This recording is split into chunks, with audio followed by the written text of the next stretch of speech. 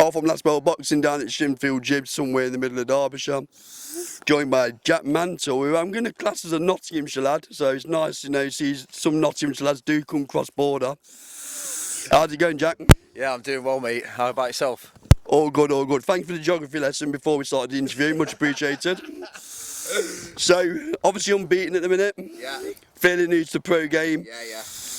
Back out on the 1st of July on the Ashton promotion show, Unfinished Business. Yeah. Opponent named? Dale Arrowsmith. Tough opponent. Yeah, that's what we're trained for, though. Do you know what I mean? To be fair, every fight's been tough, but try and step up, and then obviously next year start going for the bigger goals. You know what I mean? Start going for like Midlands titles and stuff. But you got to fight these tough people first. You know what I mean? And get the rounds in. So yeah, I'm looking forward to it. To be fair, he's upset a lot of upcoming pros like myself, so it's going to be a good test. I suppose a good thing from an analysis perspective, I did say analysis, there's plenty of footage out there, so I'm assuming a lot of preparation in the gym. I know that you're southpaw like myself, so you know you're obviously a special fighter like me. Yeah. But Dale would have been there, done it, I'm assuming, with southpaw, so like I said. Yeah, like I say, I think he's had about 90 fights, do you know what I mean? So, very tough, and he even fights middleweights. He fights anyone from welterweight, super welterweight, and middleweight when he fights at 11 stone. So, you know the geezer's a very, very tough guy, and it's going to be valuable rounds for me. Like I say, it's only 4 rounds, so there's not a major game plan, because 10-round fights you need a major game plan, do you know what I mean? But yeah, just got to look good in there, and obviously not you're never going to get him out of the ring, do you know what I mean? So take your time, look good in front of the crowd, another win, and then go to bigger things. One thing it is going to tell you though is where you are, right? It's going to give you a good measuring stick in where you are. Exactly. Like I say, he's had 90 fights. He's fought nearly everyone, and like he's upset a lot of people. Do you know what I mean? So he's going to come to upset. See, you do get some journeymen, and they come just to dance around. Yeah, but this guy's going to come and try and hurt me, and he's come to win. Then that's the fights that I want. That's what I train for. I train 7 days a week for this kind of fight. So yeah, I'm looking forward to it. I'll be honest, Joe, I've got to give you props for jumping in with him at this stage of your career, because a lot of other prospects have had far more fights than you have before they jumped in with the likes of Dale Arrowsmith. Yeah, exactly, mate. So like I told you, I work 7 days a week. I've got to like some of the guys in my gym.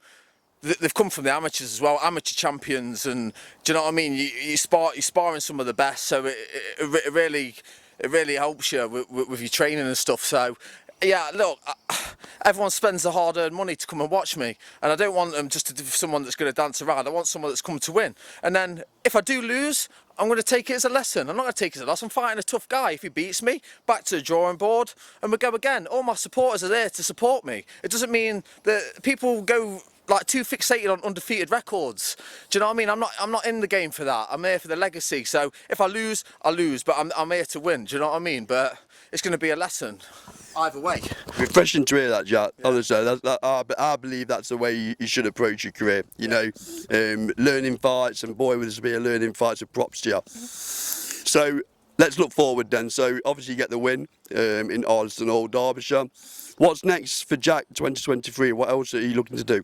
Well, I've been looking to get back in the ring October time.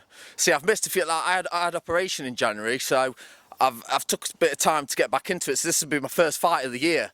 So yeah, I want to get at least another one in for October time, and then set ready for a fresh start next year. Do you know what I mean? So it's hard, you know, when when you're selling tickets. I'd like to fight every couple of months. Do you know what I mean? But especially with all energy prices and stuff like that, it's hard because what is it? This show, it's £50 a ticket. You take your missus, that's £100, and you've got to get to Derby, and then you've got your drinks, £200. Do you know what I mean? Some people ain't got that kind of money, so you've got to space it out. And obviously you've got the school holidays, so I reckon give it a couple of months. October time, look to get back in, settle for Christmas with the family, and then January get back on it, and then look to probably get back in the ring March time. Do you know what I mean? I like to fight probably at least 3 times a year. Obviously I'd like to do more, but you probably obviously I think we're gonna have to start taking some away fights once I build it up. Might take the odd away fight, but as you know, it's hard to get the win in away fights. You know what I mean? And get fairly matched. Yeah. Some people who's got their prospects that sold 200 tickets. They don't want to fight Jack Mantell, who's undefeated. Do you know what I mean? It's one of them. But yeah, I think next year we'll start looking towards fights like that. Do you know what I mean? So very classy of you, Jack, to mention the cost of living, because obviously a lot of fight fans are struggling out there, and you're right to mention the cost of tickets, etc., etc. So props to you, fella, because you know it shows that you care for the fans. And you're with it in terms of reality of cost of living at the minute. it is, yeah. So, coming away from you just for 1 minute, obviously being a Nottingham lad, I'll get that in there, because we're in Derbyshire. Obviously Lee Wood fought recently. Yeah, I'm assuming you saw the fight. Yeah. Give us your thoughts on Lee Wood, because surely Lee Wood must be a little bit of an inspiration to you, Jack, because obviously he's done these levels and he's worked his way up and now is at elite level. Yeah. So, just give us your thoughts on the fight. Honestly, big hats off to Lee Wood. Automatic rematch, got the rematch, straight back in the gym, ready to take his title. Fucking absolute masterclass of a performance. He learned from it. Like I say, he went in there, he picked that mandatory. He didn't do you know what I mean? He could have gone, oh, I'll fight this geezer that's undefeated, but he's only fought people in his own country. Do you know what I mean? Like, he's gone against a top puncher.